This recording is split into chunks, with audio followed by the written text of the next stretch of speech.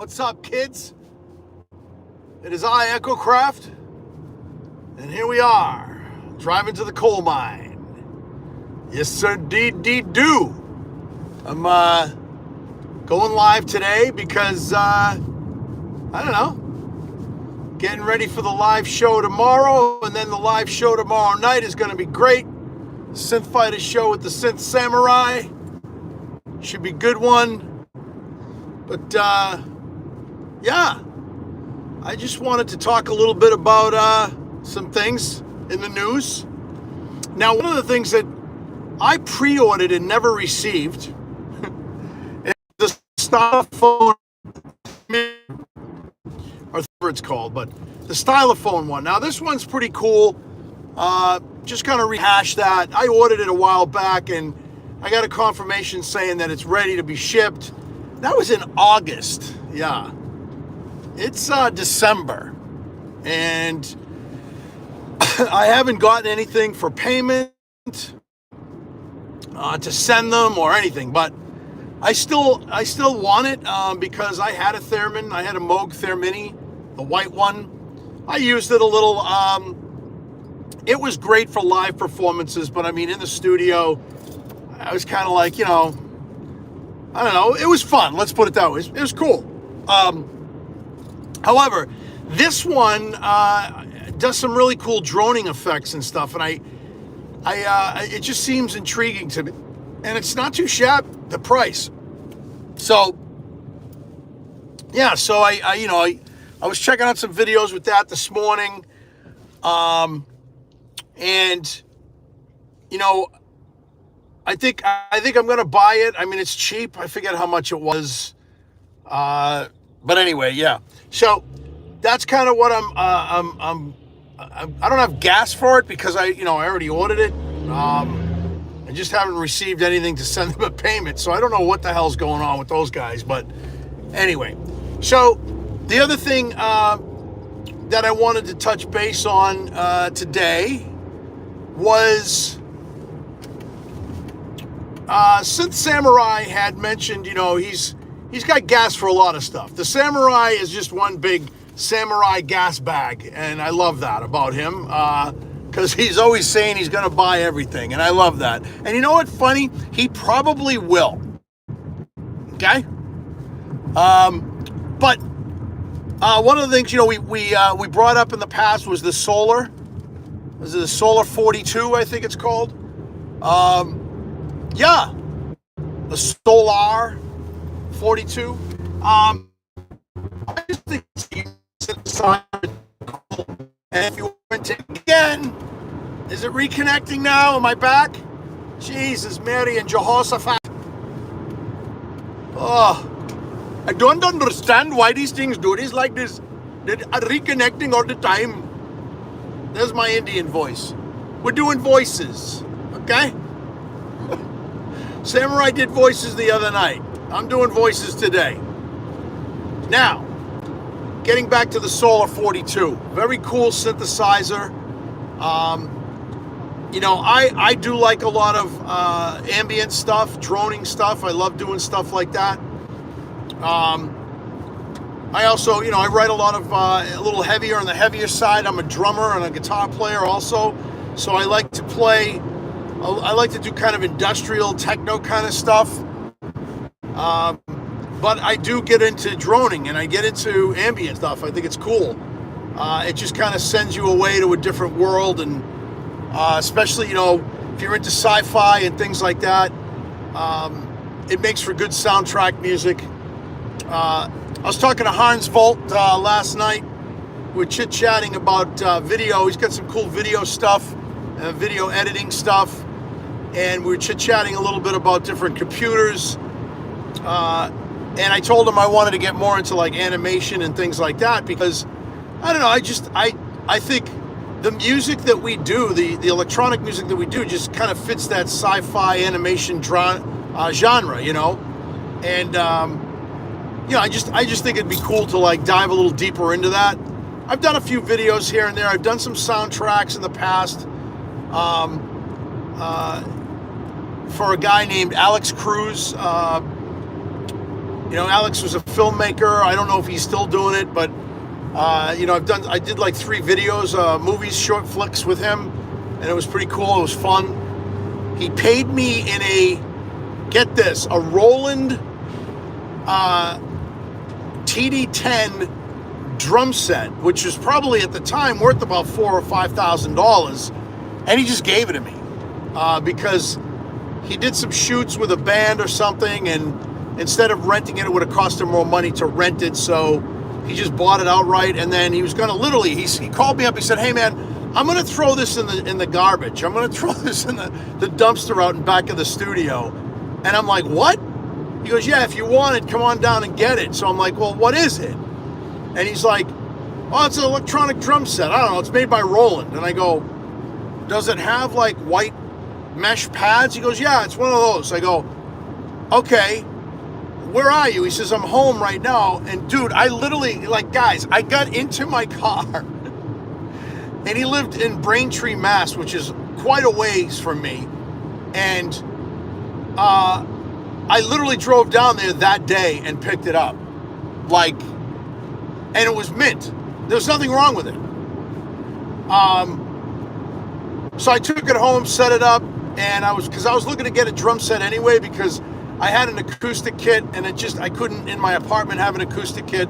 So I was looking at drum pads. I was looking at different devices. I also bought the, I think it was, trying to think, was it the Elise? Was it Alesis, or was it M Audio? It might have been M Audio finger drum. I got that. I hated it. The pads weren't that sensitive. It was awful. So I'm a drummer by trade. That's where, that's how I started. So I had this great electronic TD10 Roland kit sitting in my studio. And when I played with Sub 7 and the Undead, I did all the drums on that. And then I did on a lot of the Echocraft stuff. I did some live drums with that too. So it was kind of cool. And I used Superior Drummer and Easy Drummer. Now I use just Easy Drummer and what's the other one? Addictive Drums to trigger. I got an Alesis kit now. I customized it. I think I did a video on it, but I got rid of the TD10 because I didn't think I could have one in the condo. So yeah, I ended up selling it, which was a stupid thing to do. And I got the Alesis kit later on when I realized I could have a drum set in the condo, and it's not the same, man. It's just not the same. The Roland electronic drums just blows away anything on the market, except I will tell you, the Donor and the Alesis kits are up there. They really are. The high-end Alesis kits, the Donor low-line kit is better than the Alesis kit that I have, but I customized it, made it a little bit better, so it's playable and it's fun to play, but it's not a Roland, kind of miss it. But yeah, anyway, and that was all, due to, I did 3 soundtracks to 3 different independent films that he had created, Alex Cruz. A couple what he did with them, but it was fun.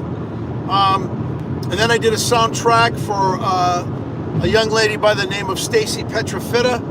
She lives in LA now with her husband Jason, and they work, I believe, for MGM or something, or Fox or something. Both film majors. I know that Jason worked on the Marvel comics there, the guy with the skull that catches on fire. I forget his name, but I'm bad with that stuff. But great movie. He worked on the effects for that.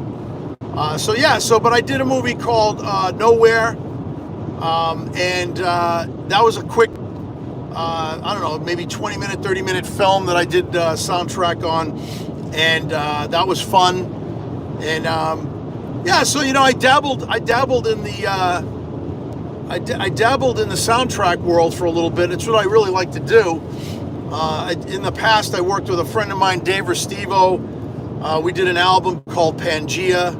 got picked up by the Discovery Channel. So if you're interested in that, you could probably find it. They picked it up for the Black and White Rhino documentary, and they used our music on it, which was pretty cool.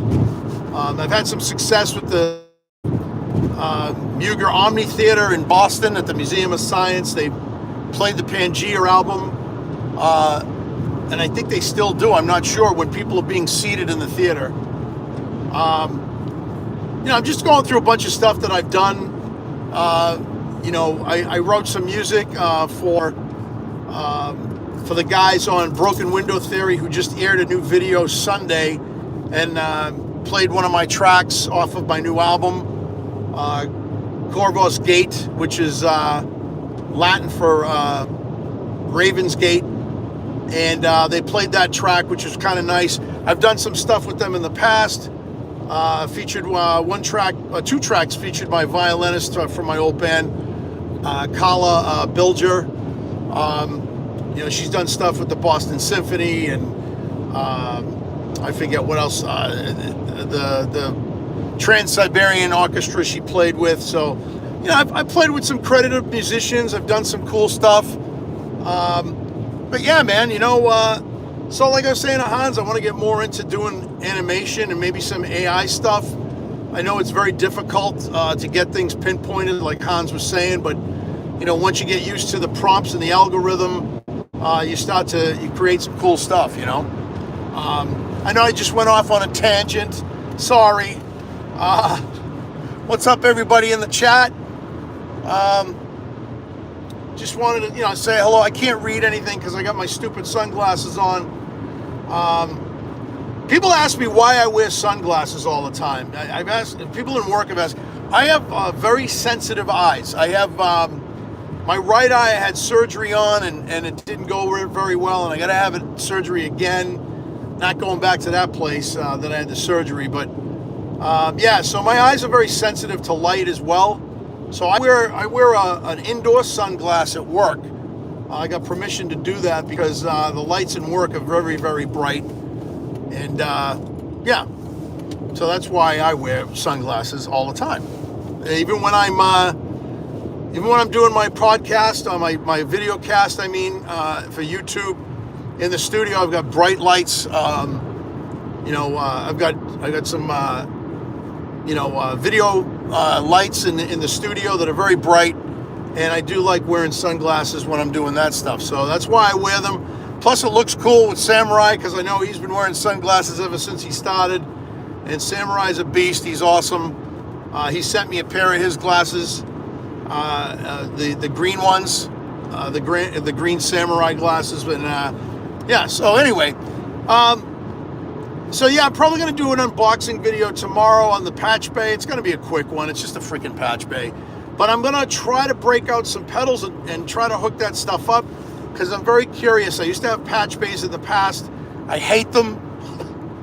But I need to do this because I want to get my pedals out and start doing some stuff with pedals like I discussed before. And going to be revisiting some synthesizers. Because the gas meter isn't that high. It's kind of on a quarter of a tank right now. So, I got everything I need right now, and I'm kind of happy. And I got some things I got to do and work on, and that's where I'm at, man. But I got to get. I'm almost at the coal mine right now. I got to get going. Love all you guys. Love the synth community. And hopefully we'll see each other tomorrow. And like I always say, stay frosty, stay creative, keep synthing. Please like and subscribe. Oh, one thing I had to say, I hit 2,003 subscribers. Woo! Yeah, baby. That's pretty cool, for a nobody like me. Man. 2003 I'm up to right now. So please hit the like button and subscribe. Love to hear from you. I try to get back to everybody. But it's a good celebration for me. And 2025, baby, is going to rock the world. It's going to be awesome. All right? Stay frosty. Stay creative. Peace.